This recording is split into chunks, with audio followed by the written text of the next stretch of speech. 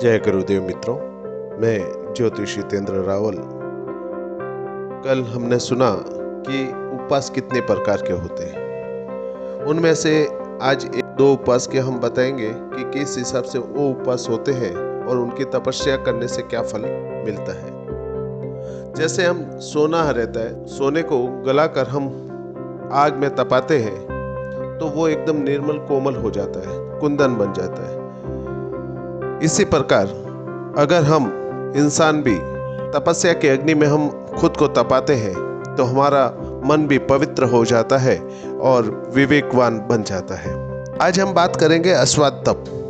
अस्वाद तप उन कष्टों को कहते हैं जो वस्तुओं के अभाव में सहने पड़ते हैं। जैसे कि भोजन हम खाते हैं तो भोजन में अगर नमक ना हो तो उसका कोई स्वाद नहीं आएगा। मिठाई खानी है लेकिन मीठा अंदर ही ना हो तो उसका स्वाद नहीं आएगा। तो इस प्रकार का भोजन हम करें तो उसको अस्वाद तप कहा जाता है। जैसे राजसिक लोग रहते हैं, उनको बिना स्वाद के उसका मन नहीं भरेगा। जैसे उबली हुई सब्जी, उबला हुआ कुछ भी खाना हम देते हैं जिसमें कोई भी नमक ना हो, मिठाई के अंदर मीठा ना हो, तो ऐसी चीज से उनका मन नहीं भरेगा। ऐसी वस्तुओं को खाकर हम इस तप को कर सकते हैं।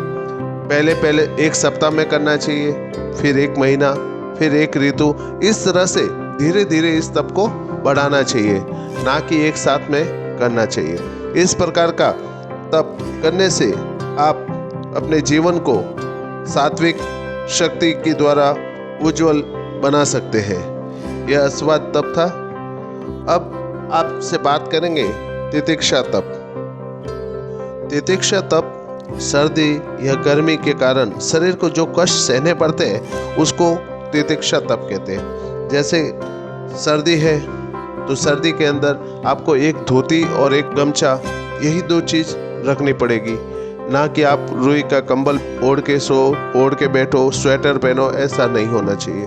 सर्दी में आपको अग्नि से तपना भी नहीं है, अग्नि के पास बैठना भी नहीं है, और जितना ठंडे पानी से नहाना है और जितना हो सके उतना सुबह जल्दी उठकर नहाना है और दो ही वस्त्र आपको धारण करना है। उसके बाद आती है गर्मी। तो गर्मी के अंदर भी आपको गर्मी को सहन करना है, ना कि पंखा चालू कर दो, हवा हाथ से ही पंखा कर दो, ये नहीं होना चाहिए। और जैसे तीसरा है बारिश आती है तो बारिश में आपको छाता नहीं लेना चाहिए, बारिश में भीगते रहना चाहिए। इस प्रकार की इस तपस्या को तितिक्षा तप कहा जाता है और यह करने से मनुष्य बहुत ही पुण्यवान और भाग्यवान बनता है और जीवन में अपने सारे दुखों को नाश कर देकर अपने जीवन को उज्जवल बनाता है। मेरे गुरु द्वारा जो मुझे ज्ञान प्राप्त हुआ था वो आज मैंने आपको अर्पण किया है। माँ भगवती आप सबको कल्याण करे। और कल हम सुनेंगे बाकी के जो तप है उसको हम कल बताएंगे अगले भाग में। जय गुरुदेव।